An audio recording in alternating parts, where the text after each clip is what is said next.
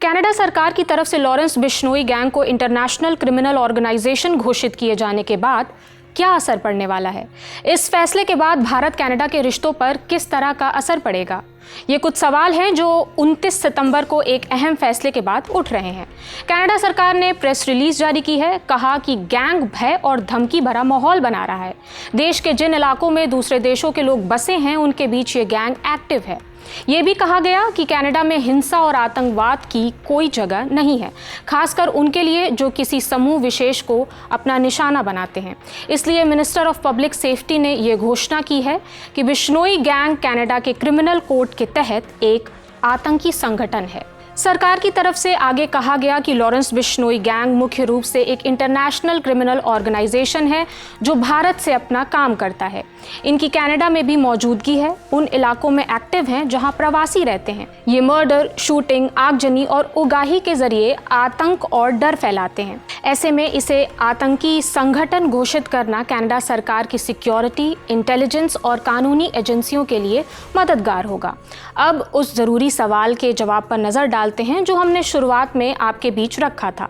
सवाल यही कि इस फैसले का क्या असर पड़ने वाला है। जवाब है कि भारत कई मौकों पर कनाडा सरकार के सामने ये मुद्दा उठा चुका है कि लॉरेंस बिश्नोई गैंग पर वो अपने देश में अंकुश लगाए, क्योंकि लॉरेंस बिश्नोई गैंग कनाडा की धरती से भारत में अपराध को अंजाम देता है, फाइनेंशियली वहीं से खुद को मजबूत करता है।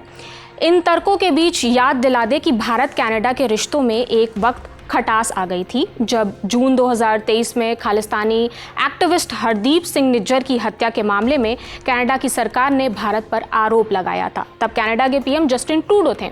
उनका आरोप था कि निज्जर की हत्या में भारत का रोल था।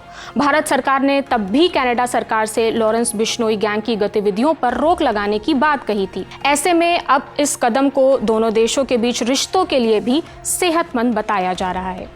इससे फ़ायदा क्या होगा? एक्सपर्ट्स की माने तो इससे गैंग के फाइनेंस, उनके बैंक अकाउंट को फ्रीज या सीज करने में आसानी होगी।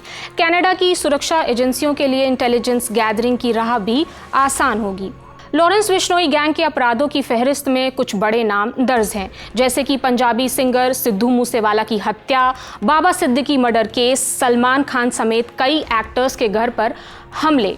अभी हाल ही में बरेली में बॉलीवुड एक्ट्रेस दिशा पाटनी के घर पर जो हमला हुआ था उसमें लॉरेंस गैंग के गुर्गे रोहित गोदारा से जुड़े बदमाशों का नाम सामने आया था। और रही बात खुद लॉरेंस की, तो वो गुजरात की साबरमती जेल में बंद है। बाकी आप इस खबर पर अपनी क्या राय रखते हैं हमें कमेंट बॉक्स में बताइए। ये जानकारी लेकर आई थी हमारी साथी जागृति।